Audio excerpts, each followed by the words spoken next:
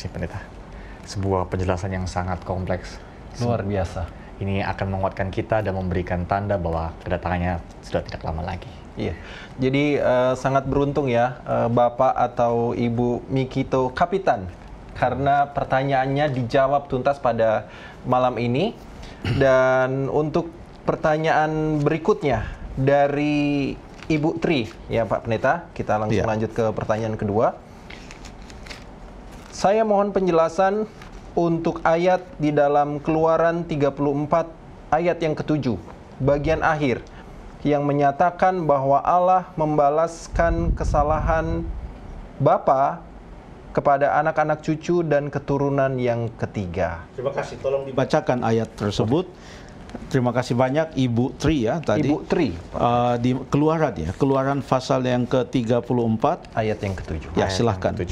Yang meneguhkan kasih setianya kepada beribu-ribu orang, yang mengampuni kesalahan, pelanggaran dan dosa, tetapi tidaklah sekali-sekali membebaskan orang yang bersalah dari hukuman, yang membalaskan kesalahan kepada bapa, kepada anak-anaknya dan cucunya, kepada keturunan yang ketiga dan keempat.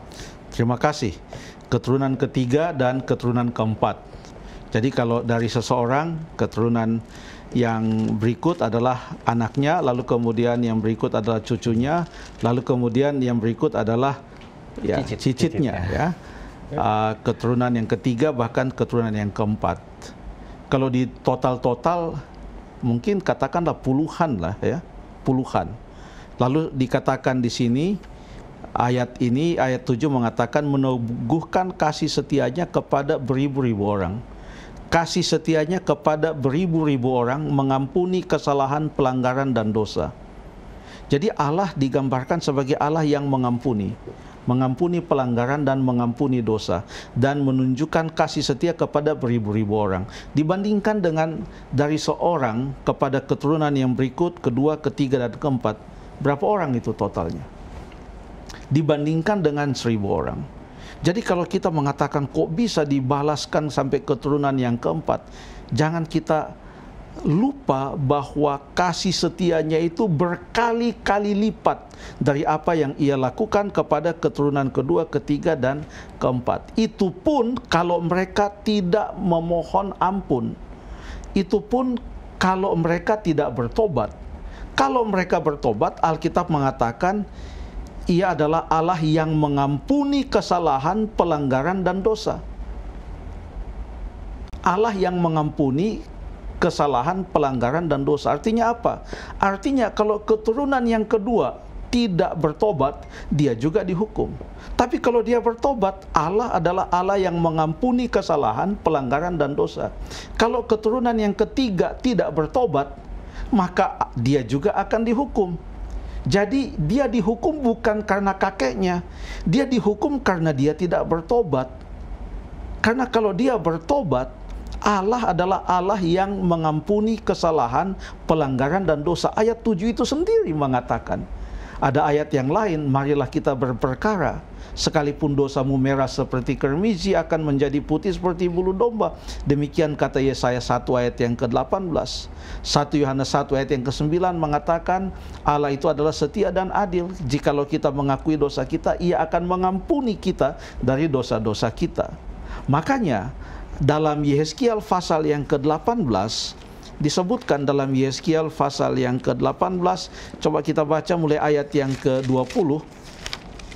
Yehezkiel pasal 18, kita baca mulai ayat yang ke-20.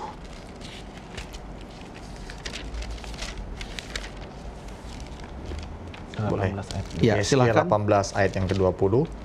Orang yang berbuat dosa itu harus mati. Anak tidak akan turut menanggung kesalahan ayahnya, dan ayah tidak akan turut menanggung kesalahan anaknya. Orang benar akan menerima berkat kebenarannya, dan kefasikan orang fasik akan tanggung atasnya. Ayat 21. Boleh. Tetapi jikalau orang fasik bertobat dari segala dosa yang dilakukannya dan berpegang pada segala ketetapanku serta melakukan keadilan dan kebenaran, ia pasti hidup.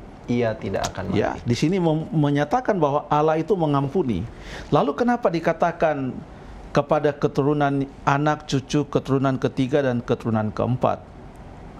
Ya, karena di dalam Alkitab di dalam kitab Ulangan yang ditulis pada zaman Musa, Musa sendiri usianya 120 tahun, usia orang sudah di atas 100 tahun saja pada waktu itu, tidak seperti zaman Nuh yang 900-an, Metusala, Adam, Set, Enos, dan lain sebagainya.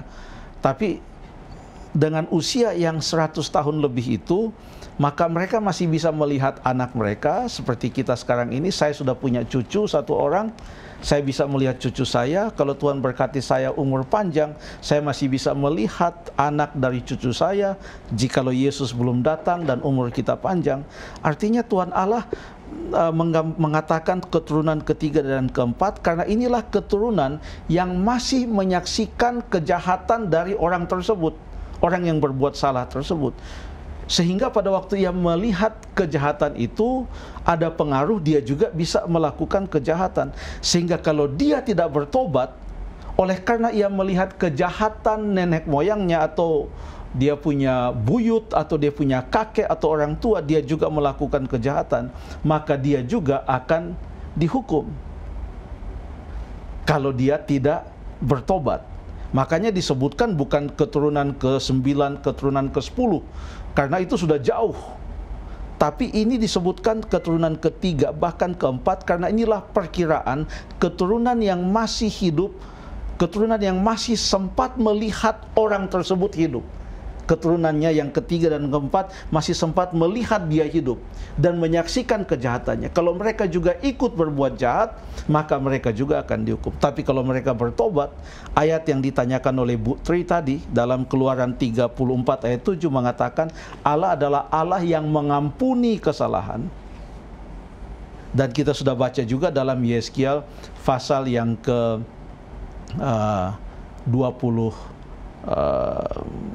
pasal 18 ayat 20 sampai 23.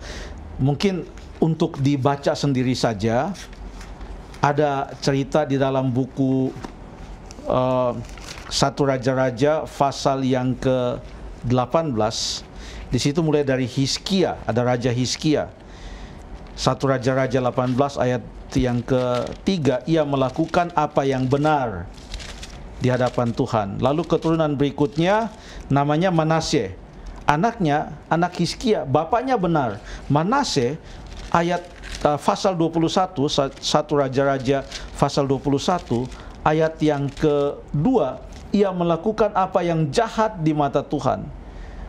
Yang dihukum adalah Manasye, bapaknya tidak, karena bapak melakukan apa yang benar. Lalu kemudian anaknya Manasye namanya Amon, di ayat yang ke-20, 1 Raja-Raja 21, ia melakukan apa yang jahat di mata Tuhan. Dia melihat orang tuanya, dia juga melakukan apa yang jahat. Tapi bagaimana dengan keturunan yang berikut? Katakanlah keturunan yang ketiga dari Raja Manasye yang namanya Yosia. Ayat yang ke-22, ayat yang ke-2 Raja-Raja pasal 22, maaf pemirsa, 2 Raja-Raja pasal 22 ayat yang kedua, ia melakukan apa yang benar di mata Tuhan. Berarti Yosia melakukan apa yang benar, dia tidak mengikuti kelakuan ayahnya dan kelakuan kakeknya. Tapi dia seperti ayah dari kakeknya, yaitu Hizkia, dia melakukan apa yang benar.